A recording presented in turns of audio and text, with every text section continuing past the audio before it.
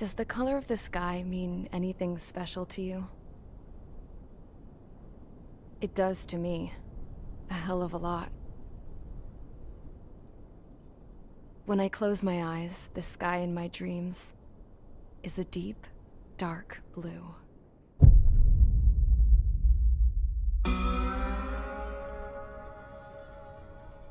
Pilots have been in my family for 4 generations.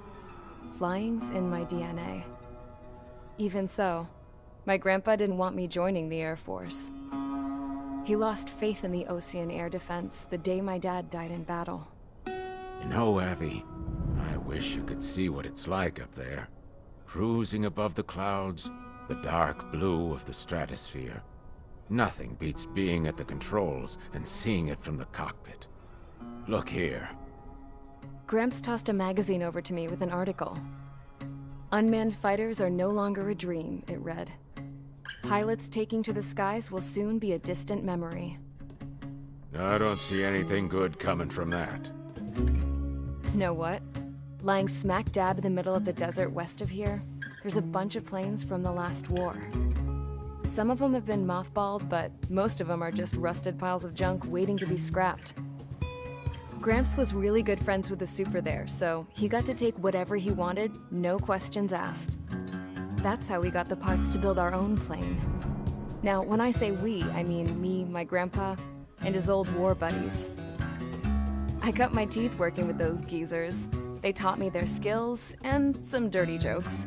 But with their aging eyeballs and whatnot, I ended up having to do most of the work myself. I was at the airstrip doing some flight training when I saw it. A prototype drone. It wasn't much of a plane, more of a trash can with wings. Laugh at it all you want, kid. But technology's always changing. If you don't keep up with it, it'll leave your ass behind. It took 6 years and 8 months to get that engine running. And it took us another 1.5 years after that to finally get the balance of the airframe just right. I'd gone from being a little girl to, well, still a girl, just older. But now, I was all alone. Wherever the souls of my Gramps and his pals are flying, I hope it's peaceful.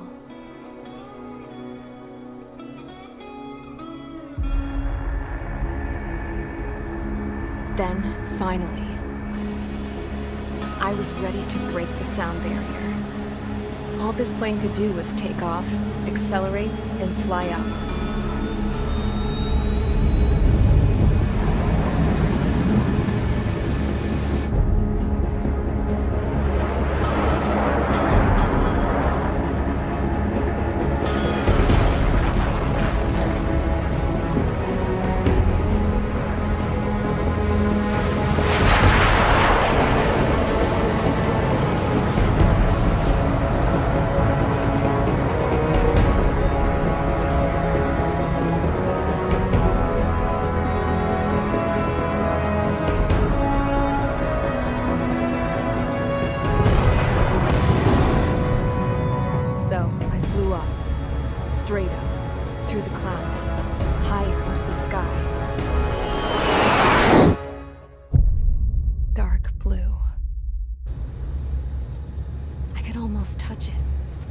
Then I saw Osia's fighters. They were tailing something. A drone. They were going full out chasing that thing. Doing 30 Gs at least.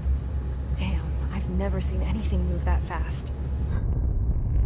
It had a rose painted on it. The Rose Emblem. But that country's a whole continent away from here. Crap. You should have put in my event with me, piece of junk. Should have built a return too.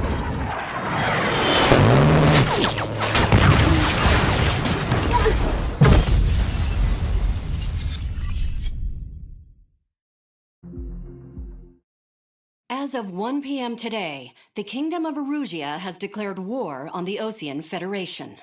As soon as the news broke out, enemy aircraft began bombing Ocean territory, causing widespread destruction.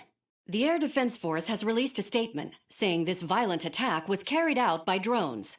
They speculate the drones were secretly transported to Osea in shipping containers and launched remotely. The Secretary of the Navy has stated that the enemy was targeting naval ports across the country.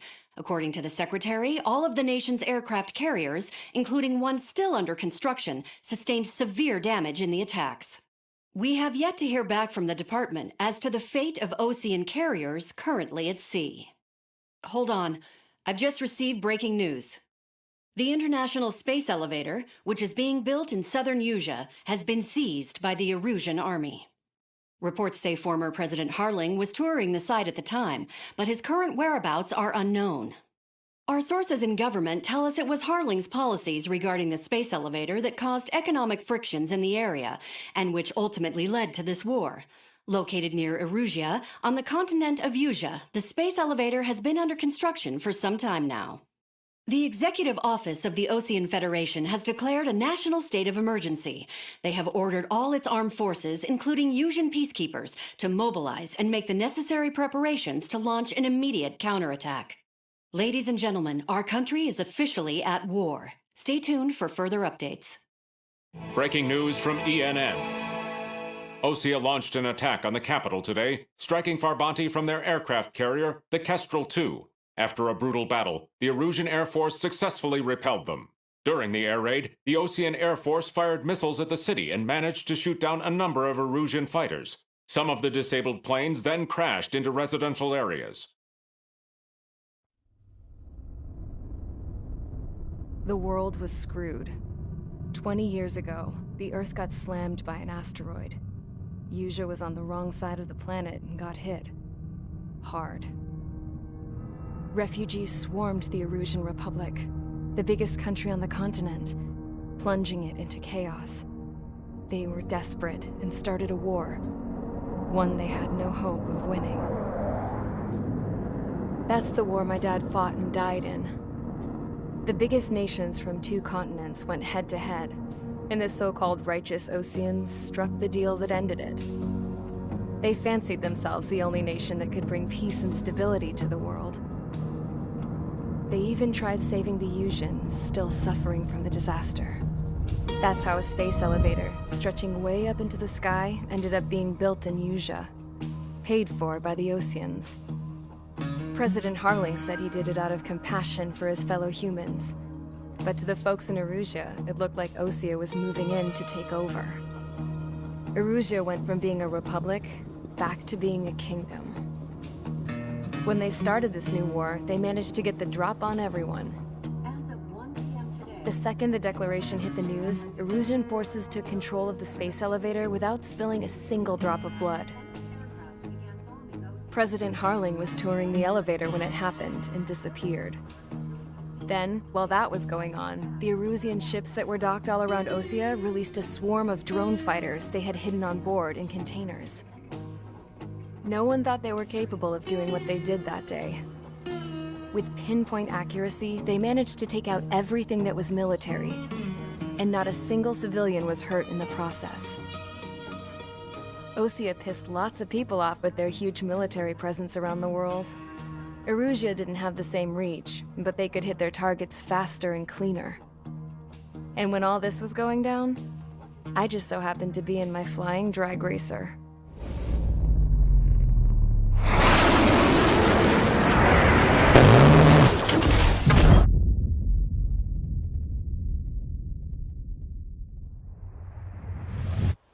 In case you were wondering, yeah, I survived.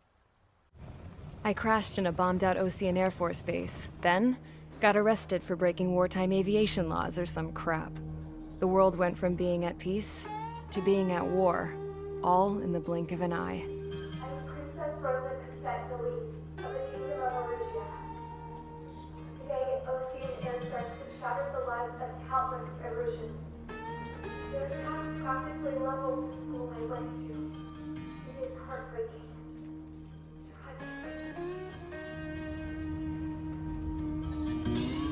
I was tried, found guilty, and stuffed into a cargo ship. For company, I had some court-martialed soldiers. And remember those mothballed planes I told you about before? They were loaded on the ship, too. We headed off down south for several days, and then swung east. That's how I got here. I was thousands of kilometers from Erusia on the opposite side of the Yuzian continent. For a port, it was dull as hell. It had 3 rusty patrol boats, and the base? The fences were topped with razor wire, the tower had a searchlight and machine guns, and a truck with a gun turret was parked in front of the gate. Its gun was aimed at the yard. This was a prison. This place looked like a full-on base, but half the tanker trucks were just big balloons, and the runways weren't even paved, just painted on the dirt. The whole place was just one big fat lie. The only reason I was here is because they knew I'd restored a supersonic plane. They wanted me to make something out of the mothballed planes they brought, that they could park on the fake runway. Can you believe that shit? So, I tried to escape. They found out, and set the dogs on me.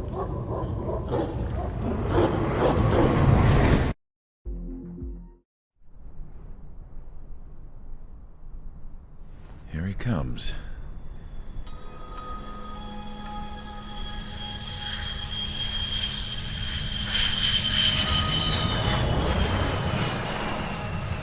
Mihai's looking worse. Thank God he has his granddaughters here to help him out. They're sisters, 15 and 10. Engaging the enemy in combat so we could use his physiological data to improve the drones had always taken a toll on Mihai's body. But today, he was really showing his age. The drones we based on his data were being taken down at a faster rate now compared to when the war began. When Mihai found that out, he insisted on flying to the front lines to see it for himself. Sometimes he could be so stubborn. His age wasn't the only thing affecting his health. Over the years, flying at high altitudes for prolonged stretches of time had ravaged and poisoned his body. But he was a man of grit. Today, after 28 years, he saw combat again. If his flight suit still wasn't good enough to protect him, I can't imagine how many G's he hit today during the battle. As a pilot, he exceeds all our expectations. It's going to take a bit more tweaking before our drones can match his skill.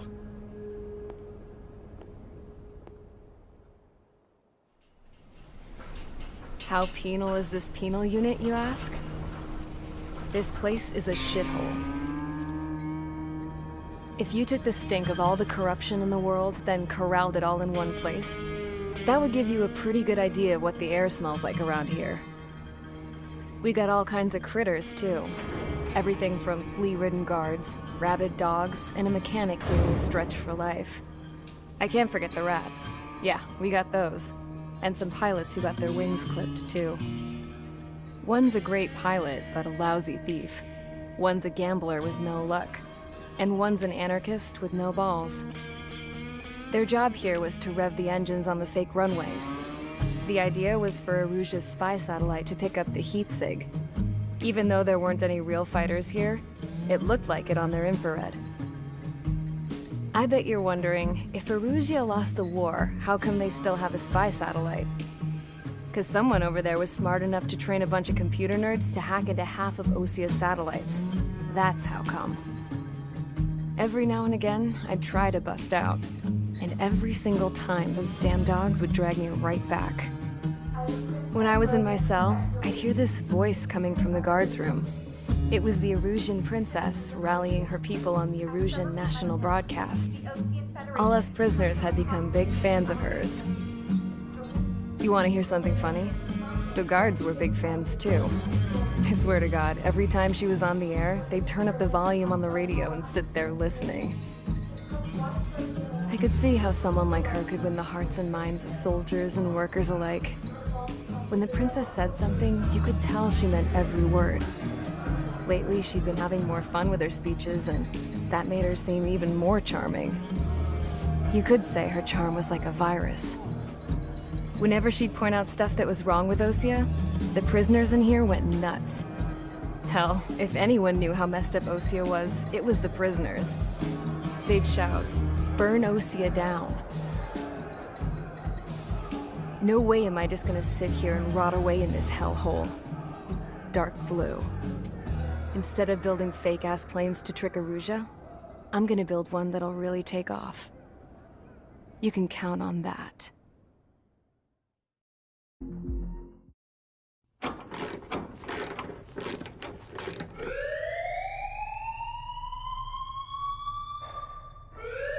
Bad news for us here at the prison. The enemy fell for our decoy base. With all the fake planes and trucks we had out, it must have looked to them like the Osean Air Force was about to go on the attack. Day after day after day after day, they bombed us. Osea didn't give a damn. We weren't soldiers to them, so go ahead. Bomb us. In their eyes, we were expendable. Worth less than the fake planes in the bunkers. No biggie. While I made fake planes, they had me put together some working ones. Then, some genius at HQ decided we should send it up, so the base looked legit. Thankfully, we had people to crew them.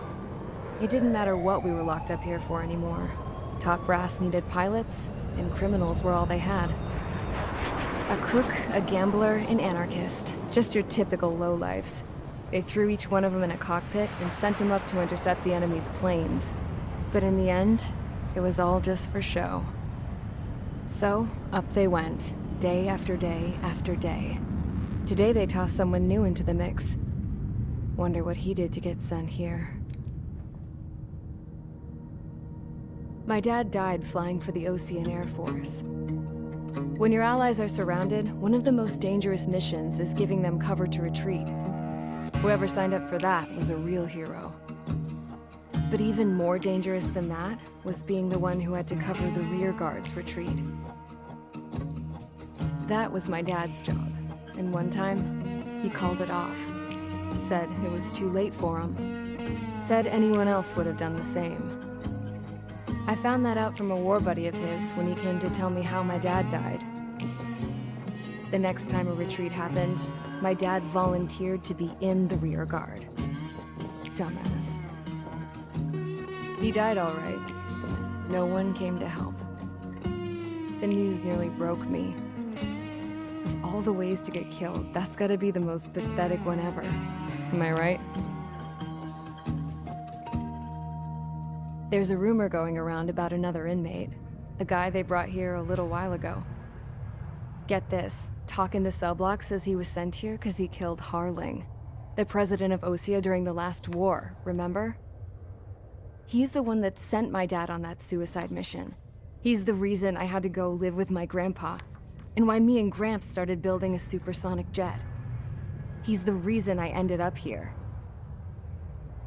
Maybe I should give that guy a thank you note for killing him. Nah.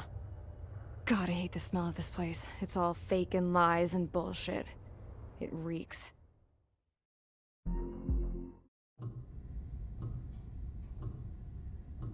Mihai's granddaughters liked to keep to themselves mostly. They were well behaved and possessed a sort of quiet elegance. From time to time, I'd catch myself looking at them, wondering what they were talking about. I'm sure everyone on the base did the same. They were such enthralling creatures. Every night, a crowd would gather around Mihai. They were the men tasked with guarding him in the air. Their jackets all bore the same patch, a relic from a nation that was long gone. Decades ago, during the Age of Expansion, the Kingdom of Erusia absorbed many countries. Theirs was one of them.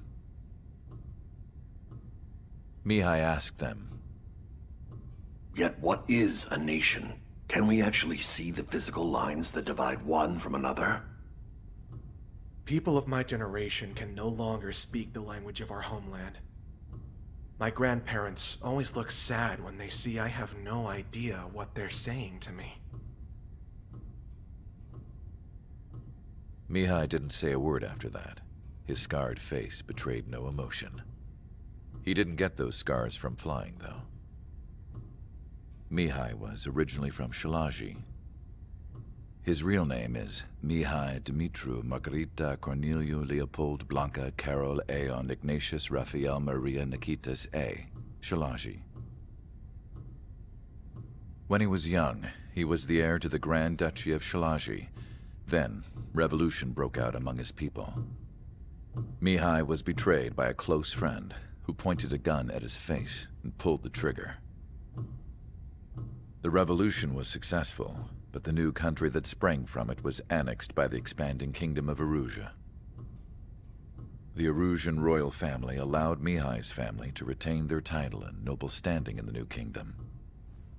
But Mihai surprised them all by signing up for the draft like an ordinary Erusian citizen. He was then accepted into the Air Force Academy by order of the king. Mihai soon became an ace pilot. When the royal family was ousted and Erusia became a republic, he continued his service for the new regime.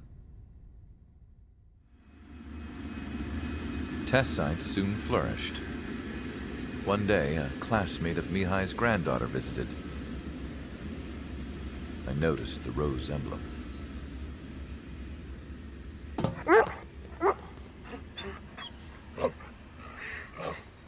She laughed like a princess, and I found out later she was indeed the daughter of Erusia's new ruler. She was the connection to the royal bloodline everyone was looking for, the one to restore the monarchy. This new princess was truly a godsend for the Erusian people.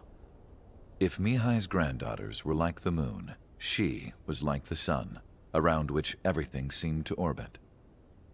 Her face was so expressive. It's no wonder the people of this war-torn country instantly felt at ease when they saw her speeches.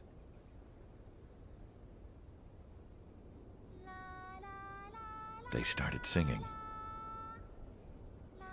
The pilots of the support plane smiled, even though they wished their nation were independent from hers. Angelic. I wonder how Mihai felt about all of this. It was my job to research his neurological data, after all. I wish I could figure him out. Whatever his feelings were about losing his homeland, he kept hidden, even from me. The crew said the enemy had one mean son of a bitch flying for him. Our team had a few Air Force hot dogs, real experienced pilots. But this guy swooped in like a hawk, locked on, and took them all out in the blink of an eye. Reminds me of a story Gramps told me once. He said a little while before he retired from active duty, he saw an enemy fighter wipe out an entire formation right in front of him. It was like seeing how a shark works when it's going after its dinner. This enemy pilot stalked Gramps' pals from below, just like how a shark would. Then one by one, he put the bite on them. Sounds like what happened to our guys today. Kinda surprised so many made it back alive. I bet when they saw what was going on, they broke formation and left their buddies to the shark. Hang on. There's 3 extra planes here. They're foreigners too.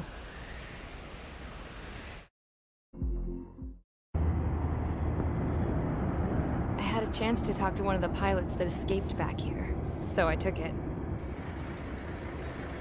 Apparently, 2 of our planes took the enemy on alone. They covered the Allies so they could retreat. The hell kind of idiot does a thing like that? The last pilot to land back at the base was that scrawny anarchist dude. He always had this dumb grin on his face, like he didn't give a damn about whatever he did to get thrown in here with the rest of us. Was he the one who went gung-ho? I bought him a drink later. After the usual small talk, I turned the topic around to the mission. For an anarchist, he struck me as a bit weird. Nothing like what I expected. He talked a mile a minute and kept going on and on about library books. Not encyclopedias, those cheesy adventure novels you read in high school. Nothing against those. I like a good story myself once in a while. But I wasn't here to talk books. I remember that day well. Amidst the swirling clouds, the fighter squadron was trying to help its allies reach safety. He's pretty foolish, isn't he? I thought so too. Suddenly, a highly skilled enemy fighter squadron appeared and began picking them off at the edges. One by one, they fell right out of the sky. Although, I guess there was nobody around that was even more foolish to go to their aid then. So you simply watch things unfold from a distance. Yeah. I mean, who would have ever thought that I'd just go and follow him straight into the enemy squadron like that? After what felt like decades, I finally got to the info I was looking for. He wasn't the guy. He said he was just following his wingman's lead and managed not to die somehow. The hero on this mission was the new guy. The one that killed Harling. How did you feel? I'm still kind of shaken up, actually. But you know, I do feel a certain sense of pride, too. He really is foolish, isn't he? Yep, he sure is.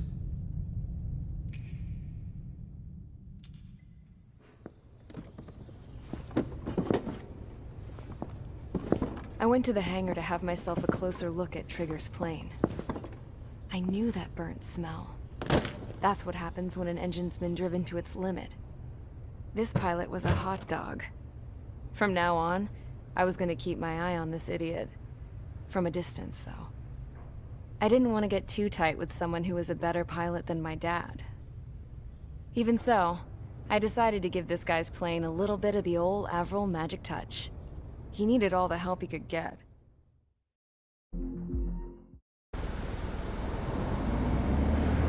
Suddenly, we were being treated like a regular unit. We've been ordered to pack everything up and move the base further inland. We even got a transport plane. The funny thing is, no one here remembers I've got a bum leg and, oh, that I'm not a soldier. Take a look at the map. There's an island on the other side of Yuja our Marines landed on. The space elevator's not too far from there. They tell us the airfield's being used as a base to support the elevator. Not sure if I trust that intel. Anyway, the transport plane's gonna drop us there, without any fighters to cover us. Some genius thought we could commandeer the enemy's jets they left in the hangars, and use those to fight. Y'all aren't real soldiers, they said. Any other day we'd be using you lowlifes to go out and dig up landmines.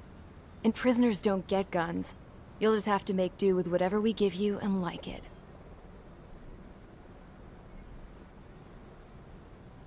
A phone. They don't let us prisoners near them. But with all the hustle and bustle of moving the base, they forgot to lock this one up. Looks like an antique. I lost my right for a phone call ever since I was arrested and locked up. It's trippy to think that I can just hook it up, dial a number, and talk to someone from my own country. Planning escapes ain't all I'm good at. I'm plenty good at remembering phone numbers, too. A little while later, I headed over to HQ. You must know. We did get a call direct from command. That pipe, what exactly are you doing with it? My grandfather had a lot of friends in the Air Force from his time as a lieutenant. My point? Well, you're going to set out in your own special aircraft. Then you'll send everybody else off in the wrong direction while you head somewhere else. All right, fine.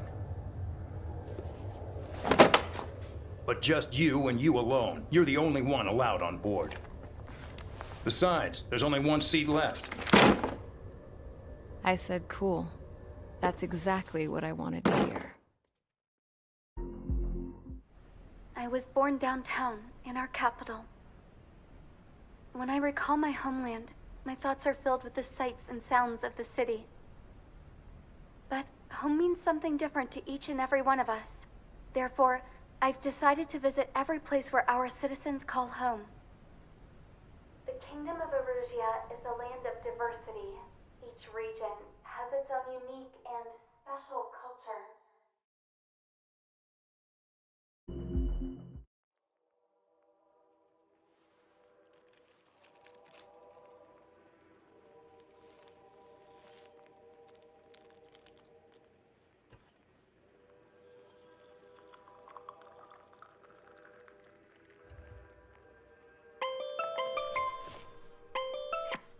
Hey, Alex.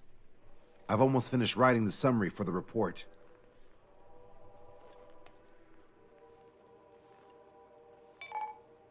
Perfect. I'm still unconvinced. So here's a question for you, Alex. How can we do this without killing 3 strikes?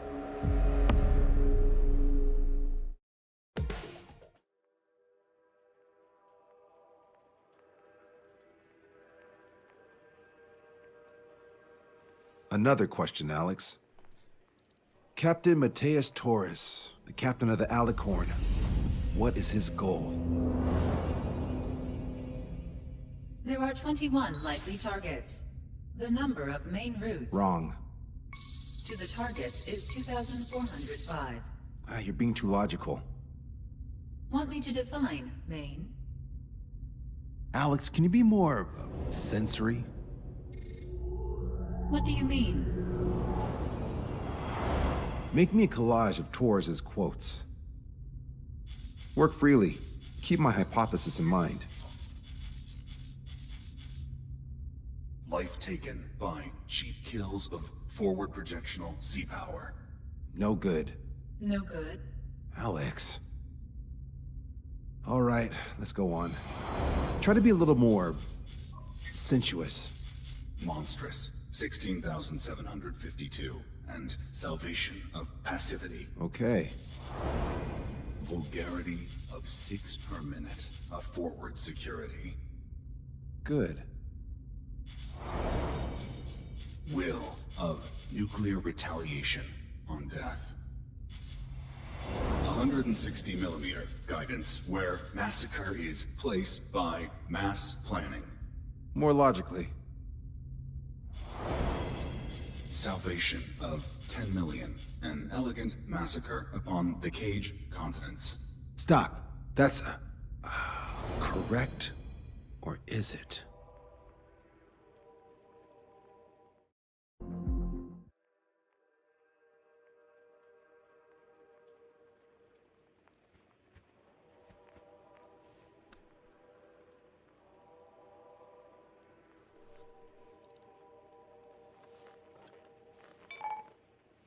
David, I've built a model of Captain Torres and 3 strikes, based on your hypothesis and mission parameters. From the past, I ran a precision combat simulation.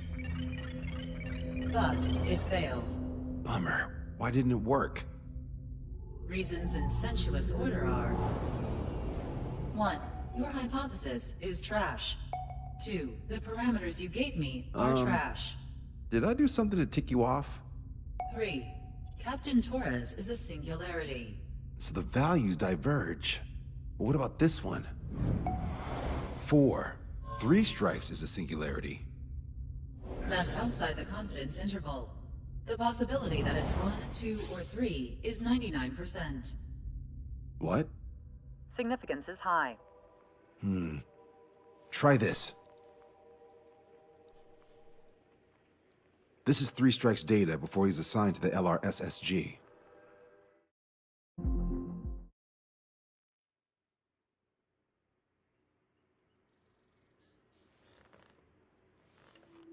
Some individuals are exempt from rules that should apply to everyone. A hero is suddenly a risk factor the moment the war is over. So you murder him. Crude, but effective. In reality, they've no need for living heroes, just dead ones. Here's a question, Alex. Can we stop Captain Mateus Torres? Depends on if you treat the captain or 3 strikes as a singularity. Both are. What happens when 2 singularities exist on the same field? That requires 7 months calculation with current resources. We'll just have to trust the guys in the field. David, evacuate. No, I still have to finish up here.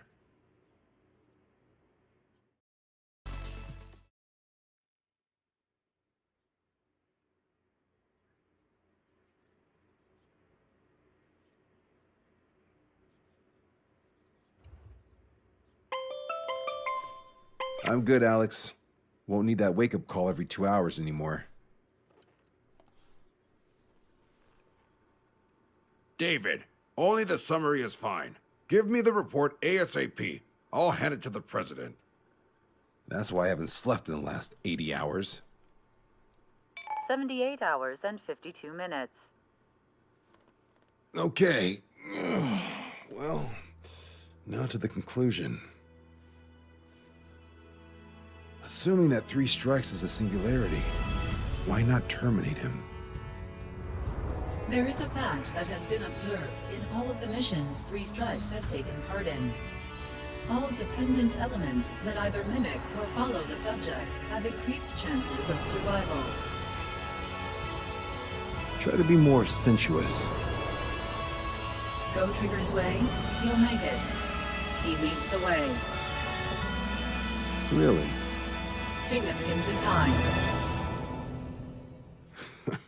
That's uncharacteristically illogical of you. Ha ha ha. Is that really how you laugh?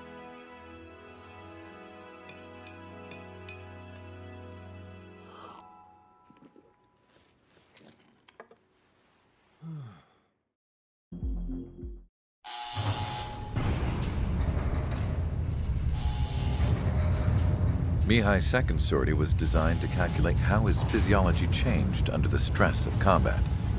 My job was to compare his performance as a pilot now to when he was younger and understand how his skills evolved. To tell you the truth, I'm not sure I wanted to know the answers anymore.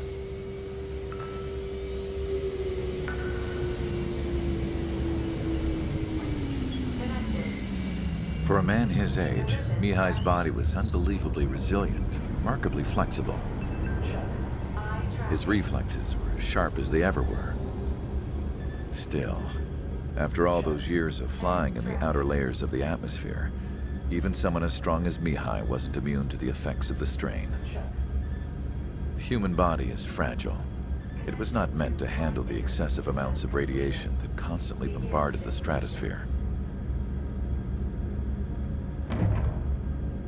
For Mihai's second sortie, we used a flight suit that was still untested. He seemed fine on takeoff, but by the time he landed back at the base, he was clearly a mess. He got caught in a surprise dogfight with an especially stubborn enemy. It took a while for Mihai to bring him down. Suspend mission. The suit was ineffective. According to the data, it wouldn't let him fly to his full potential. A new flight suit was made to my exact specifications. When it finally arrived, Mihai's granddaughters glared at me with their disapproval. They blamed me for the pain their grandfather had to keep enduring. But Mihai remained stoic. He wasn't the type of man who cared about anything that happened here on the ground. I wasn't worried about it. I was confident the new suit would protect him thoroughly, so that he could maneuver his plane any way he wanted. The moment he took off in his new flight suit, I realized what I had failed to before. Right after takeoff, as the wheels retracted, the plane suddenly arced up. It accelerated so quickly. I had never seen a plane move like that before. Mihai hit the high G's multiple times before disappearing into the blue. The support team couldn't even keep up. And then I knew. I understood why he never seemed to care about restoring his stolen country back to its former glory, and why he didn't seem to care about anything that happened here on the ground. Of course, Mihai's kingdom was the sky.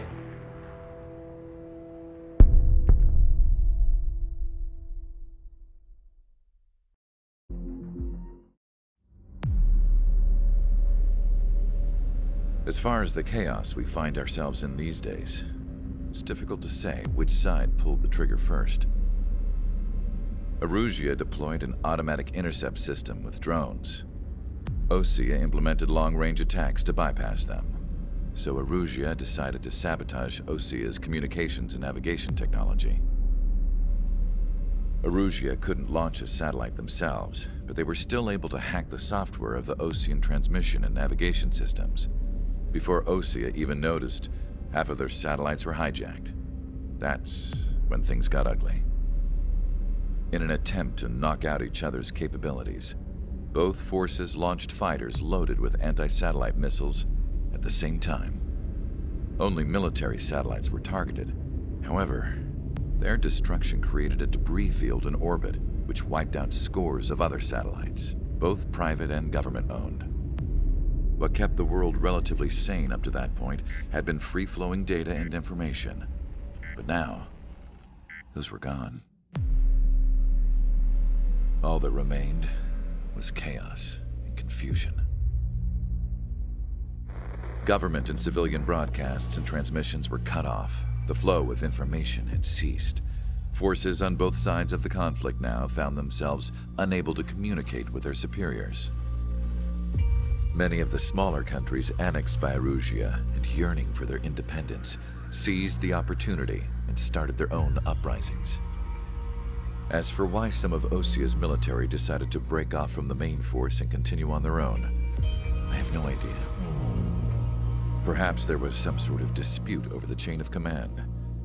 The continent that had once seen wars that were only fought between Osea and Erusia was now full of numerous conflicts between rival leaders vying for power. Insurgencies were everywhere. I even heard a rumor that a group of Osean convicts had rebelled. Rumors. It never ceased to amaze me that even at a crazy time like this, something as trivial as a rumor could find its way here. Communications from corporate were cut off. Apparently, the entire computer network was down. It was a wise decision to make our drones autonomous with AI instead of being radio-controlled. Wise and forward-thinking. Even with their GPS offline, they can still use their sensors to navigate as long as they're working properly.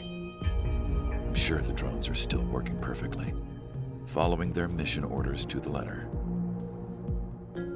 I wish I could upload Mihai's new data to them.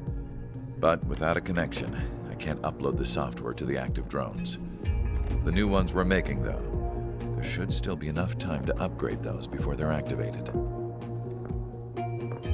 I'll be taking the data I've acquired away from the front lines now. Oh, and I'll be taking the girls, too. I told my assistant Masa it was time to get Mihai's granddaughters ready to leave here. She's not much older than the girls, but she has a way about her, and I'm sure she won't have any trouble with them. I saw a plane flying off in the distance. I imagine it was looking for a safer place. The plane had a Rose Emblem on it.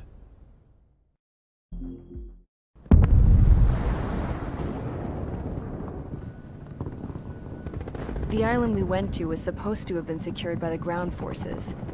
They hadn't gotten a handle on things by the time we got there, so now we were stuck in the middle of a half-assed campaign. My job was to get the planes ready for combat, making repairs and handing them over to our troop of cons. Thing is, the enemy still had the hangars. The comms were still down, so none of us knew what the hell was going on. The last transmission I heard before everything went to shit was that some prisoners from an Osean military penal unit rioted and managed to escape. They stole some jets and now they were flying around, taking out their former allies left and right. I wonder if any units like ours were out here, creeping around. Hearing the Osean jets firing at each other overhead chipped away at morale. Since the radio was out, it was quiet. I liked it better that way. All I heard was the gunfire. Here we were, walking around carrying rifles. We were pilots, damn it. Friendly fire will probably kill us. You know things are desperate when the guards that used to lock us into solitary are now telling us it's better we all stick together. I guess they think our odds of surviving this war are better that way. After walking for miles across the battlefield, we came across the wreckage of a plane. Passenger, not military. I knew that Rose. It was an Erusian liaison plane. The guard's dogs smelled something and took off. They led us to a cliff. And the bodies. Today, I lost everything.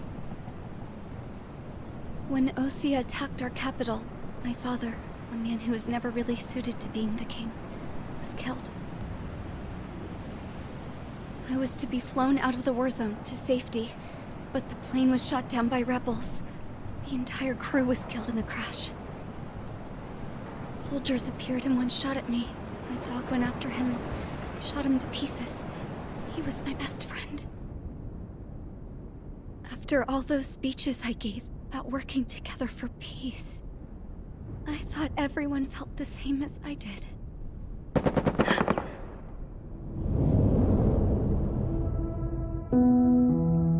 I'm sure the soldier who shot at me knew I was the Princess of Erusia. He was Erusian too. More soldiers have come.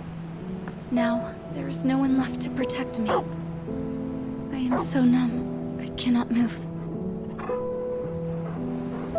I watch as one of their dogs approaches. It sniffs mournfully at my dead friend. I wonder if it grieves for him as much as I do. I can barely think. I feel weaker by the minute. I don't know who these soldiers are with, but I managed to take a sip of the water they gave me. How long have you been here? Somehow, I muster the courage to answer the woman's question. I tell her I've been there 3 days. They gather around me with grim looks on their faces. What would they do if they knew I was the Erusian princess? After searching the cockpit of the plane, the woman who spoke to me before came back to me. This is an air-to-ground tactical radio. It still works! I noticed she walked with a limp. She knelt down next to me and asked her companions to give me some food. And then, very softly, she said, "You see, I used to listen to your broadcasts, Your Royal Highness." Just what did you see here?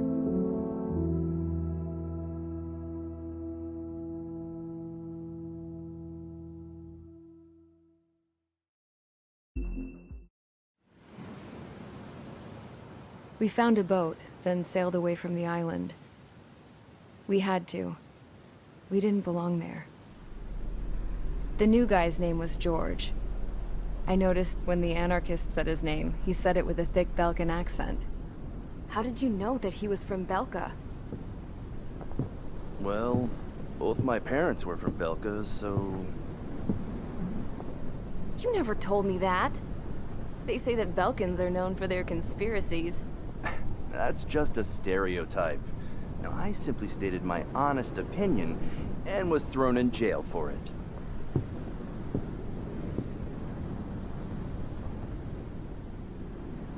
The princess sat there looking miserable. That was a dumbass stunt she pulled back there, but it got us on this boat.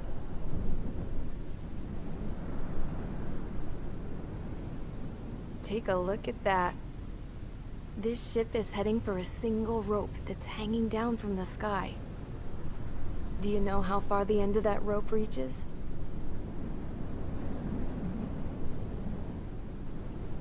outer space. No. It is a direct connection to the very potential of mankind itself. Or at least it was until war erupted.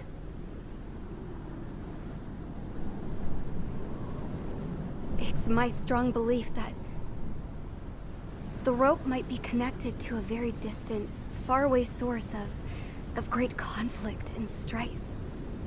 Even long before the war, the whole world started falling apart once Harling began trying to build it. I often wonder, What was going through Harling's mind when he was trying to destroy the very thing that so many people were sacrificed in order to create? Sacrificed? What do you mean? Have you seen all of those countless old space shuttles on Tyler Island that are no longer in use? Yeah. I always thought of them as a good source of scrap. They're an obsolete technology that was abandoned during the construction of the space elevator. Which would mean that if the space elevator was destroyed, it would be that much harder for mankind to reach the stars. Until we find another way. But even then, Harling still went ahead and tried to destroy it. At the cost of his own life. That's not the way I heard it. What I heard was that he sacrificed himself to protect the tower from an incoming missile. Oh, I was told he tried to fly his ship into the tower in order to destroy it. I wonder which story is true, Your Royal Highness. I don't know. Looking at it objectively, it's reasonable to believe that Harling had both options before him. When it comes to which one you think he took, I guess it's like a mirror. Yes, it is. It's like a mirror looking into your own soul, based on whichever choice you believe it was. At the moment, though, I can only see darkness.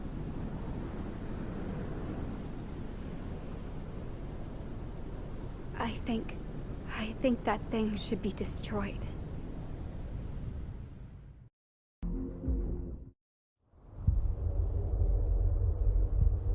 When we got to the mainland, we found the space elevator's support facility. I guess this was the factory where they built the gigantic structure the elevator traveled in. There was this little girl sitting in front of a mural. When the princess saw her, she shuddered like she'd seen a ghost. The girl had a stuffed animal. This was the day after the shit went down at Tyler Island.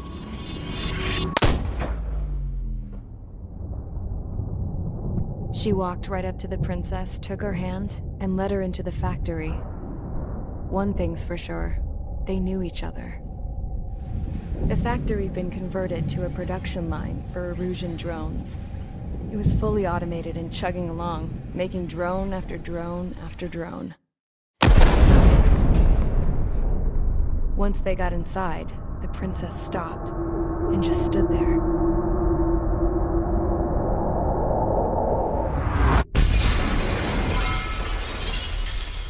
Another girl was there with a man in a lab coat.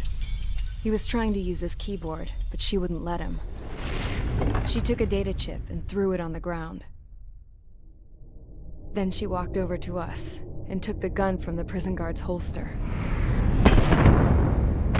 She pulled the trigger and destroyed the chip.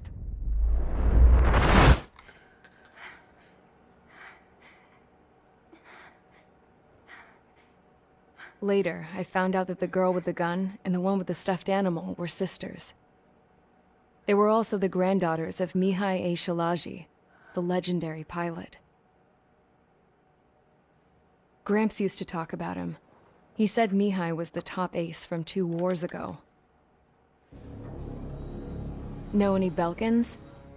Because this guy was a Belkan, and they love to stir shit up. Pitting nations against other nations is a particular favorite of theirs, along with developing hyper-advanced technology. That's right. I'm Belkan, born and raised. My country is gone now. Rather than surrender to its enemy, Belka detonated 7 nuclear weapons on its own soil. My people scattered around the globe, living in the shadows of other countries. We had a new purpose: to breed wars. The theory was that through war, we could achieve our destiny and our revenge. I had just finished inputting Mihai's data when his granddaughter came in. She destroyed the only copy I had of the information I squeezed out of him. The girl loved Mihai, No one knew more than her just how hard I pushed her grandfather for that data, how much I made him sacrifice in the process. I promised his granddaughters that his efforts were not in vain, that it could end this terrible war. But in the end, it only caused more chaos and despair. We were responsible for all this damage, all this tragedy.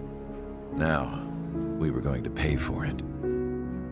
The Erusians, once our allies, would see to that. I had lost the drive to continue my work, even before I noticed Mihai's granddaughters eyeing me with suspicion that one day. I should have stopped then, for all our sakes.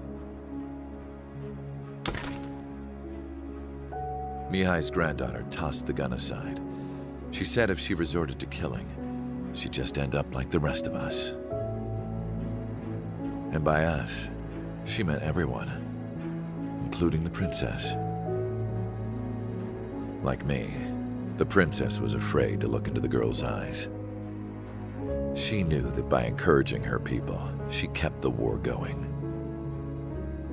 Mihai and his granddaughter were victims of it, and now, they too were paying the price. Is this for Belka? Or for Erusia? My grandfather had only one wish, to continue soaring through the endless skies. That was the only place where he felt alive. But I don't even have a country to call home, let alone the sky. The Black Forest, the lake, they are no longer mine. Even though those lands were once cherished by my late mother. We have to learn to put that sense of nostalgia behind us and behave like mature adults. My homeland. She's right. It feels so far away now. The woman with the rifle approached me. She was focused on more pressing issues. I checked the computer. All of the data on the legendary Ace had already been installed. No, I pulled it before it was completed. However, there are 2 aircraft that are already scheduled to be manufactured based on that data. We must destroy the factory. This isn't the only one. There are more facilities just like it, and the 2 planes containing the data will be manufactured at one of those facilities. So, this place runs on solar power that the space elevator generates, right? How about the others? We can destroy the space elevator and cut the power to them. First things first, let's take this one out. I'll show you which locations to target.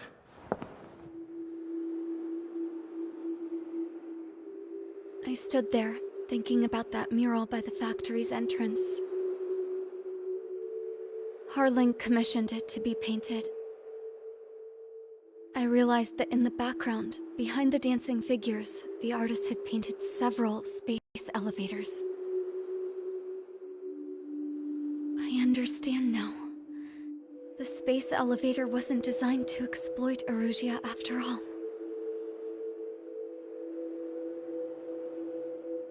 Good.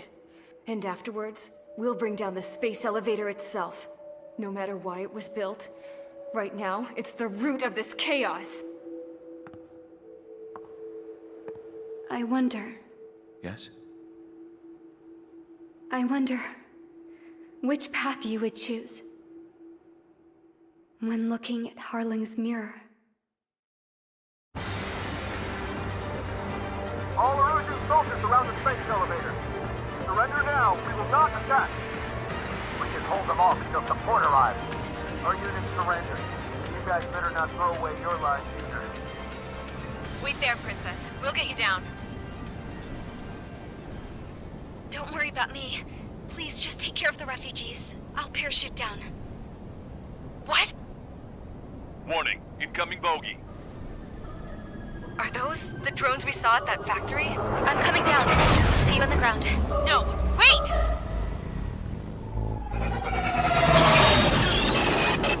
Enemy on my 6! Those guys are bad news. Trigger, boss, do something! Strider 2, missile inbound! Cossette! What? time for that! Cossette! Avril, they're headed this way. Get the refugees to safety now. Strider 2, you're hit. Are you alright? Still breathing. I won't be flying much longer, though. There's an Osean carrier a few kilometers to the west. It ran aground and was abandoned. It won't be easy, but it's the only place you got. Trigger, escort your wingman. Let's get to that carrier. That's all we can do.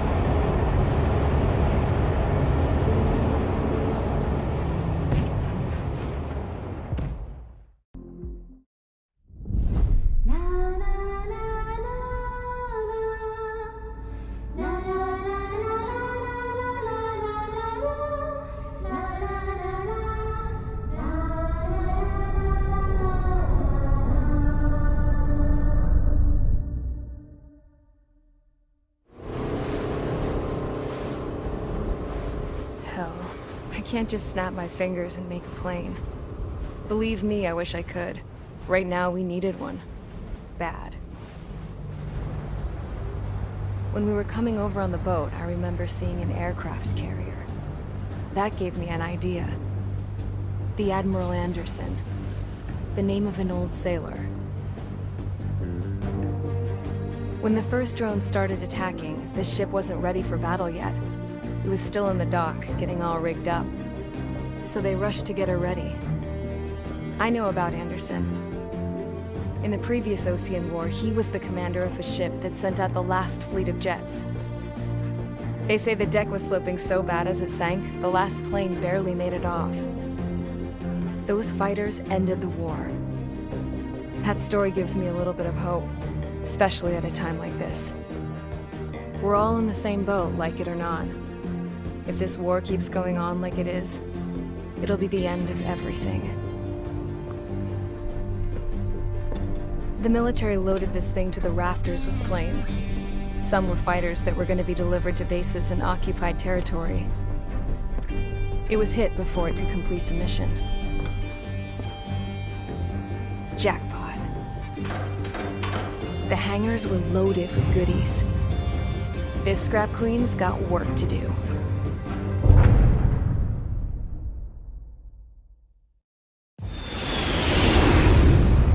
Look, it's Trigger. Strider 1 has returned to radar. I did it! That's our Trigger! He's a damn hero! No doubt. You're better than me. Where's Strider 2? Damn it. Does anyone have eyes on Count? Wish y'all could have seen that. You damn fool. What's your position? Watching Trigger climb. I guess it's my fate to watch from down below. Yeah, well, we're all in the same boat there. Yeah, well, I guess we are. We're sending help. Give us your coordinates. Directly under the space elevator. Elevation is minus 500 meters. Minus? Hey, Trigger. You dumbass. Tell me something. What color's the sky up there? We're on our way back from our 7-year mission to the asteroid belt. I can't tell you how proud I am to be the first to land at Wait, this what was that spaceport. transmission? This is Captain Kei Nagase of the spaceship Pilgrim 1. The ocean of stars in our galaxy is finally within our reach. To the pilot who generously gave this spaceship a place to dock, we are forever grateful. The universe lies ahead of us, waiting to be discovered. And now, at last, we have a gateway to ascend to it, over and over again. It's all coming together for me. Today was the day, the moment of her return. I salute the pilot who gave us all a future.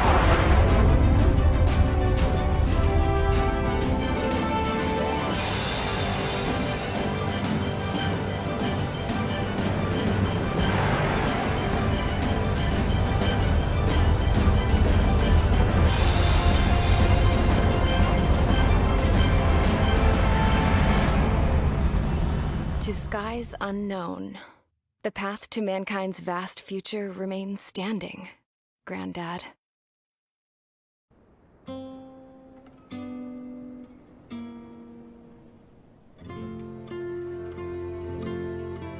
The refugees built the settlement for themselves at the base of the space elevator. A humanitarian mission from Yuktovania airdropped some supplies for them again today. Thanks to the princess, the whole world was pitching in to help these people. Handing out the relief supplies would have been a perfect gig for that anarchist dude.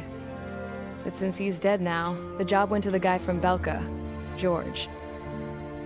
I guess Tabloid got that new system he wanted in the end.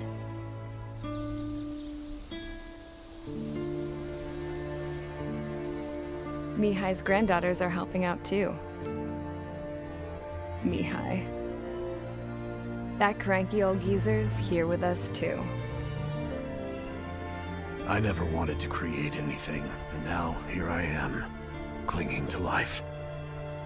Watching as my grandchildren and their generation make a new future for themselves and the world. Is this my punishment then? All I do is lie here, wasting away. I'll never know the freedom of flying the open skies ever again. I've been grounded, and my wings have been clipped. You know what having peace in the world means? It's being able to die in your own bed at a ripe old age. Peace is what those girls are working so hard for here. We got a bunch more refugees today. And the princess? She's looking to the stars. Dark blue. To the heavens and beyond.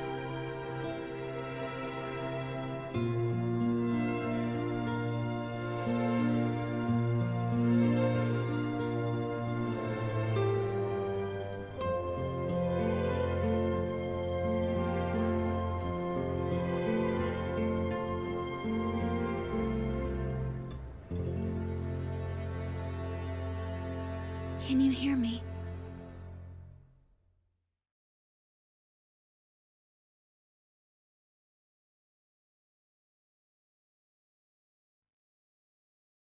Tu te souviens de nos fleurs préférées qui chantaient tout près de nous, du jour de ta déclaration d'amour.